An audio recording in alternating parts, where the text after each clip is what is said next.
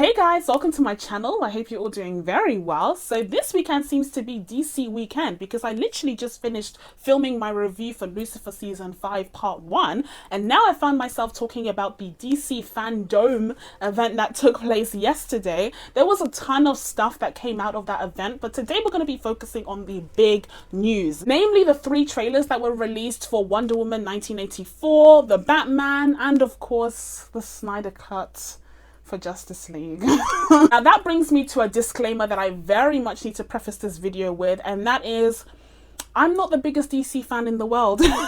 In fact, I would even go as far as to say that I don't love the DCEU in general. I'm not invested in the DCEU. I just don't care. I don't care.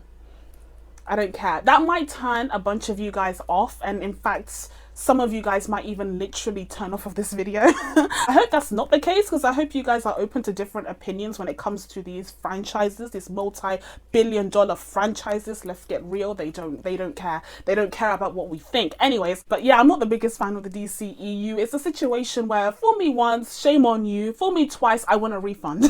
These movies have been so hit and miss. I don't understand how people even maintain their faith in this franchise. Really? Like, you're better than me, because after watching Batman vs Superman, I lost all hope. And there have been some exceptions to the rule. I very much enjoyed the first 2/3 of Wonder Woman. I had a fun time with Aquaman. I liked Shazam, and in fact you can check out my review of that film on my channel. But just in general, I've never really been a huge fan of the whole vibe of DC. A lot of DC fans will argue that the MCU films are like for kids and the DC films are like for adults, but oftentimes they're not as deep as people think they are. They're not really saying anything profound that we've never really heard before. A lot of the DC heroes to me are just so godlike and untouchable and just unrelatable that it's difficult for me to relate to them on a personal level and to actually even like their personalities. A lot of them don't have personalities, they have power sets, whereas in the MCU the personality very much comes first when it comes to the way that they've depicted their heroes. And I am an MCU fan. Not that I'm overly invested in the whole rivalry, it's just they're the most prominent in terms of the comic book movies, and I do sway more towards the MCU than I do the DCEU. But this just acts as a backdrop to my personal thoughts on the DCEU, and that will definitely inform my reaction to these trailers that were released in the DC Fandom event. So first off, we have what I assume to be the final trailer for Wonder Woman 1984.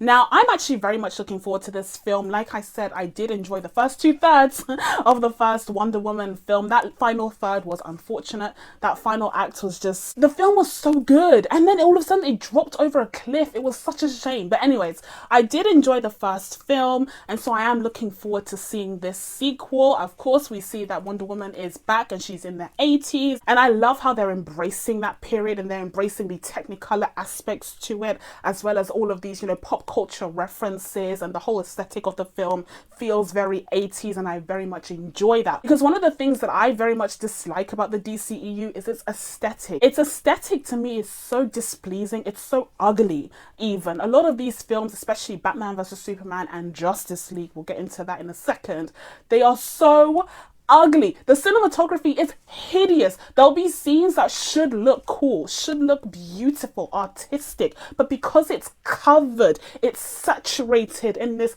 ugly, unsaturated blue-gray color story, it just looks absolutely horrendous. And there are so many Warner Brothers films, especially blockbusters, that do this.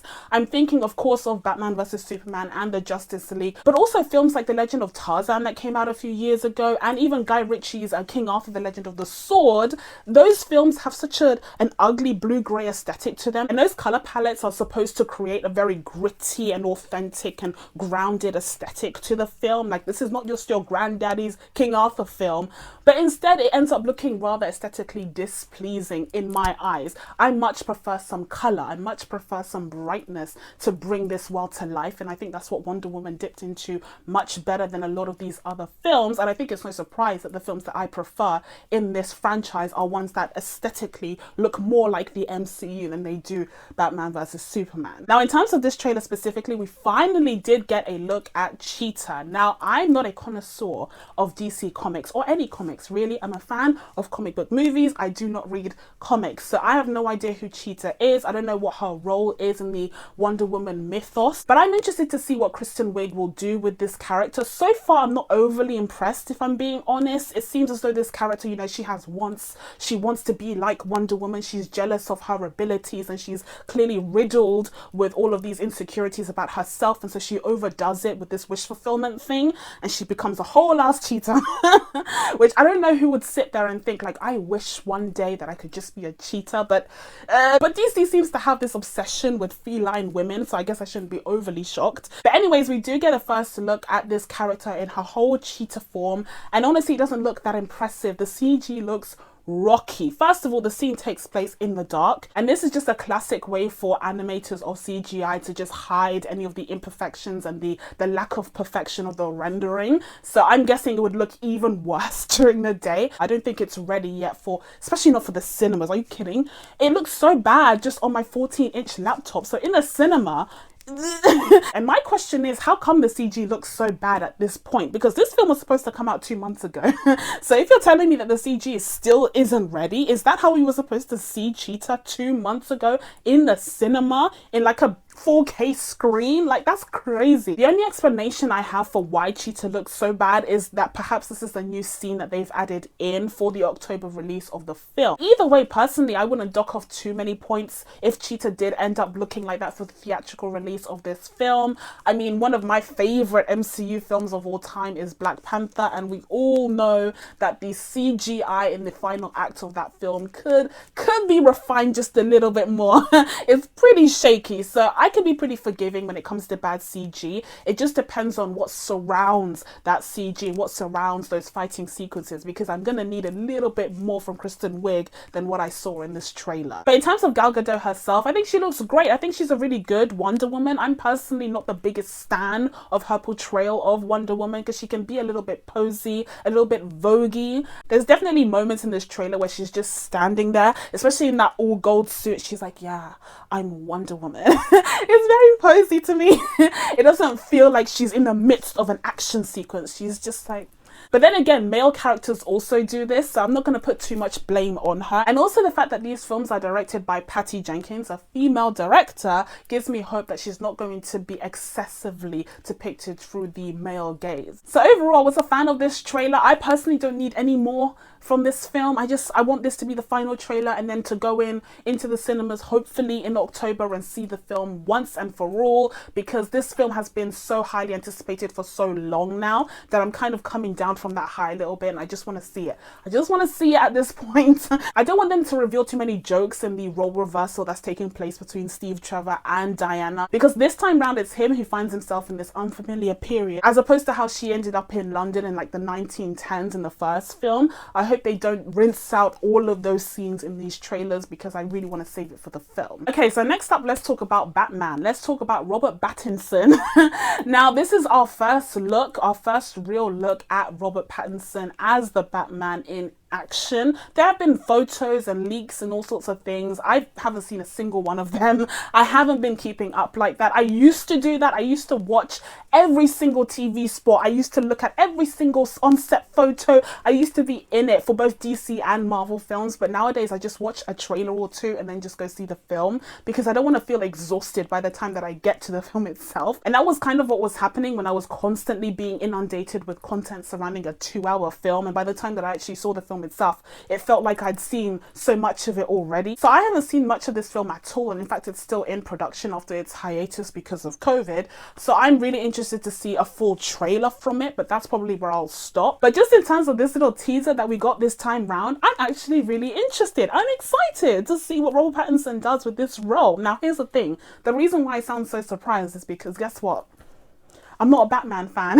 I dislike Batman so much. I don't understand the hype surrounding this character. I never have. I probably never will. Why are we rooting for a billionaire who dresses up as a bat and beats up people who were born into poor socioeconomic circumstances? Why are we doing that? Why are we rooting for Batman? He's the bad guy. It's kind of like rooting for Tony Stark, except RDJ makes the role so charismatic and so likable that you kind of have to root for Tony Stark. But just on paper, why would you be on Tony Stark's side? He's a billionaire who used to make weapons. Whoa.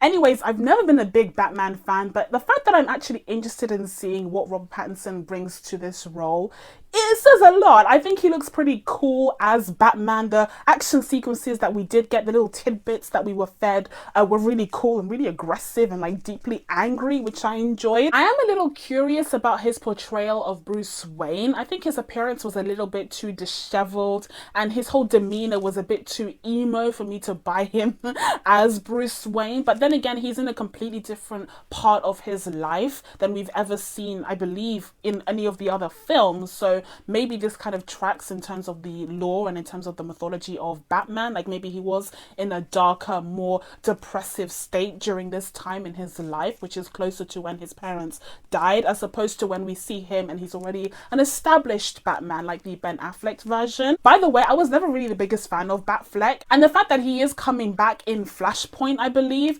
is something that is of very little interest to me. I think it's a cool kind of goodbye for the character, but I was never really the biggest fan of him. He was just so moody and depressed, and he took upon himself to be the leader of the Justice. Let's just talk about this. He took upon himself to be the leader of the Justice League, but the whole time it felt like he was reluctant.